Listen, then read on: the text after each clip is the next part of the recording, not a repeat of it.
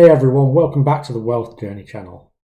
What I want to talk to you about in this video are some of the key things I look for before I commit and buy shares in a business.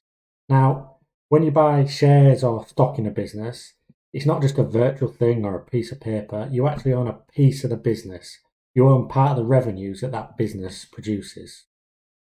One thing I don't do is invest in a business just because a company jumps 5, 10, 20 or more % in a week, or because somebody down the pub or on a blog says that it's the next big thing. Take GameStop this past week. That is not a reason to invest in them.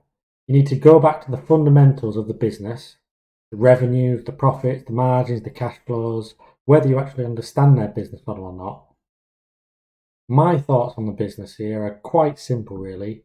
They're not worth what the market currently values them at, and they're not, for me, a sustainable business. I would compare them to Blockbuster against Netflix. The world of gaming and merchandise is now in the cloud and online. I am a gamer, and I don't remember the last time I physically went and bought a copy of a CD of a game, even before COVID hit. I literally download straight to my console from, in my case, the Microsoft Game Store while I'm sat on my sofa, really. So, these investing principles that I'm going to talk about here are very common and people may have heard of them before, but I want to give my thoughts and take on them and maybe a few examples along the way. Now, this isn't by any means an extensive list, as I do have spreadsheets, models, websites that I use to research businesses, including looking at the investor relations pages of prospective businesses if they get past my initial screening process.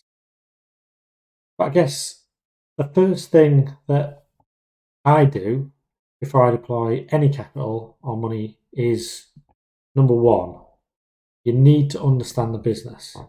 That means understanding the products or services that they offer and sell. And it might be that you're even a user of them. So take, for example, Microsoft Office. I use that product every day. I know the purpose and the audience that it's aimed at. I know its strengths and its weaknesses. You also need to know who the company sells to. So who is their target audience, what the demographics are, and does that suit the way the world is going in the future? So, for example, if you understand how healthcare and medical businesses work, they're probably a good sector to be looking at because we have an ever-growing and aging population, which requires healthcare and medicine, simply put. So, simple supply and demand, there's going to be more demand for this in the coming years. On the other hand, as you can probably tell just by looking at me, I'm not high up on fashion. I know. Shock. Therefore, companies like Nike, however you want to say it, Christian Dior, Prada, Michael Kors, just to name a few, are not businesses that I will invest in personally, but others may if they understand how they work.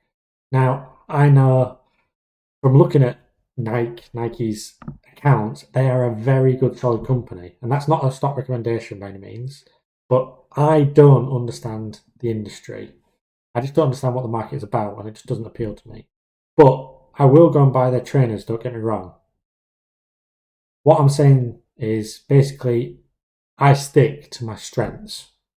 I understand the markets the companies I own operate in and what trends there are going to be over the next 5 and 10 years, which is my time horizon for the current investments that I'm in. Next up is the future prospects for a company. And what I mean is, are the company in a market or markets that are growing, stable or stagnant or declining? And what are the management team or the business doing about it? So going back to Microsoft as an example, back in 2016 was a bit of a turning point for them. They were in a place where sales were not really growing, and they realised that they had to move to a subscription-based model for the likes of their Office product, which I've mentioned above. They also noticed the need to focus on Azure, their cloud computing business segment, as it was the next area set to hit the prime time. They needed to compete with AWS, which was Amazon's offering, who had about a 6 or 7 year first mover advantage in the cloud space, believe it or not. So with the Microsoft management doing those moves, they moved from a stagnant or a declining position to what has been good growth over the last 4 years. And for my benefit, as you've seen in my portfolio update, hopefully for the next 4 years as well.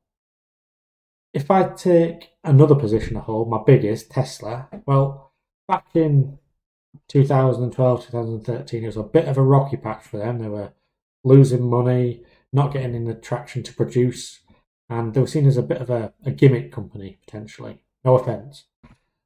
But over the past 2 years, certainly, and maybe a couple more, Elon and the team, Elon Musk, have really started to execute on their plans, delivering good growth year on year and actually becoming profitable. They had the vision, the knowledge, and the expertise to really latch onto the fact that the world needs to move away from fossil fuels, and has designed and built some really, really amazing cars and products like solar packs. In my personal opinion, Tesla has some great runway ahead of them, as if you take the automotive or car segment of their offerings, they only sold 500,000 cars in 2020. Compare that to the likes of Toyota, who sell something like 15 to 20 times that each year. There's a lot of room for them to grow and gain market share. Also, with the move towards a deadline of 2030, 2035 for countries to have a large proportion of new car sales coming from hybrid or electric cars in the next 5 to 10 years, Tesla are an exciting prospect for me. I know they seem rich at over 800 billion valuation, but honestly, in my models, which I will share in a future video if you want, so comment down below if you want to see this type of stuff, I can see Tesla being worth 4 to 5 trillion in market cap. So the 800 billion valuation now, to me, is still good if I want to achieve 35 to 40% annual growth over the next 4 to 5 years and hit my goal and my plan. Tesla aren't just a pure car manufacturer, though. They also operate in the software, so the full self-driving FSD arena, and energy, which at the moment the mainstream and analysts are not quite getting. I think it's starting to click with them, but there will come a time where they latch on. It'll be a light bulb moment. Light bulb energy, seriously, no pun intended. That's just how it came out. And finally, the third broad thing I look for when stock picking or finding a good quality business I'm going to invest in is good management. I touched on it briefly above, but it is critical that you have good, solid management running the business that you're going to put your money into. So if I try and simplify it so that I can understand it and hopefully help you understand it, if you had two friends asking to borrow money from you, John, he wants you to give him 10 grand, £10,000, and his plan is he's going to go to the casino and put it all on black or red, whichever.